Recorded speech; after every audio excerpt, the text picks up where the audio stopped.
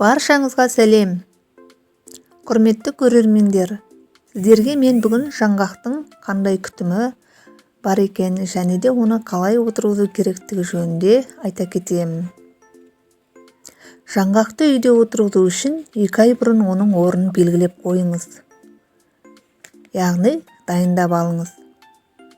Тереңдігі 30-40 см, ал ені 50 см-ден аспау қажет. Жаңғақты отырғызу науқаны бұл қараша екен. Қыс мезгіліне таяу уақытта отырғызуыңыз керек. Жалпы 2 немесе 3 көшетпен отырғызасыз. Ал көктем шыққанда соның жуандау көшетін алып, қалғанын жұлып тастаңыз. Жаңғақты отырғызып болған соң топырағымен көміп, көп мөлшерде су құйыңыз.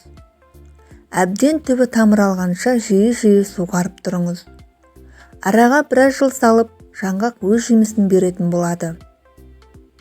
Егер жақсы күтім болса, жаңғақ жылда өз жемісін жақсы беріп отырады.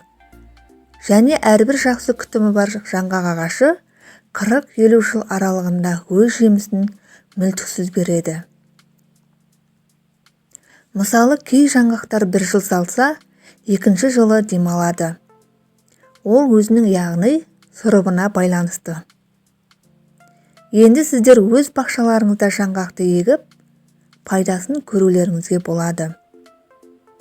Жалпы жаңғақты кей адамдар үйде адам көп жүретін жерде өсірмеу керек деген пікірлер де бар. Себебі ол өзіне оттегін жұтып, көмірқышқыл газын бөліп шығарады.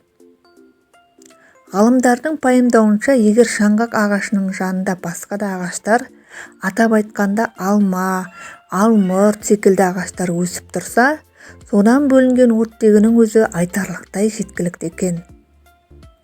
Бірақ сол жаңғақ ағашының жанында өсіп тұрғандар жеміс бермейді. Оған себеп жаңғақтың көмірқышқыл газды бөлуінде болса керек. Бірақ адамға бұдан зияны келмейді. Тек дұрыс жерге қондырсаңыз болғаны.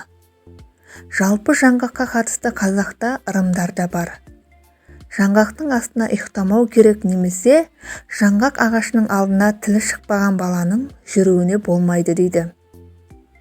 Ал жаңғақты егіп, одан жеміс көргіңіз келсе, оны тек адам көп жүретін жерге емес, бақшаңыздың шеткі бөлігіне қондырыңыз. Жаңғақ ағашынан домбыра аспабын, тапшан сияқты дүниелерді жасауға болады екен. Себебі оның ағашы жылтыр әрі қатты иілгіш болады.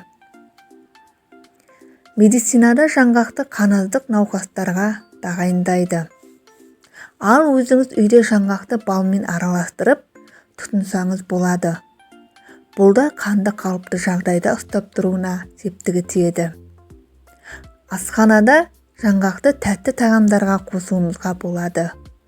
Әсіресе оны торт жасасақ, бетіне креммен бірге араластырып, әрлеп қоюымызға да болады.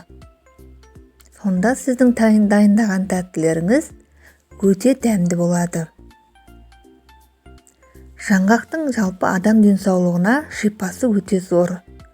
Ол мидың жақсы жұмыс істеуіне бөлек, асқазанның дұрыс істеуіне де ықпалы өте зор. Жүйке жүйесінің қалыпқа келуіне де ықпалы көп екен. Сіз күніне 3-4 жаңғақтан жеп жүрсеңіз, темір тапшы ауруынан да айығасыз. Дәрігерлер қант диабетіне шалдыққандарға да жаңғақты пайдалануды тағайындайды. Құрметті достар, мен сіздерге жаңғақ туралы азда болса мәлімет бере кеттім. Менің каналым ұнаса лайк басып, пікірлетіп отырыңыздар. Сіздермен болған Назгүл. Сау болыңыздар.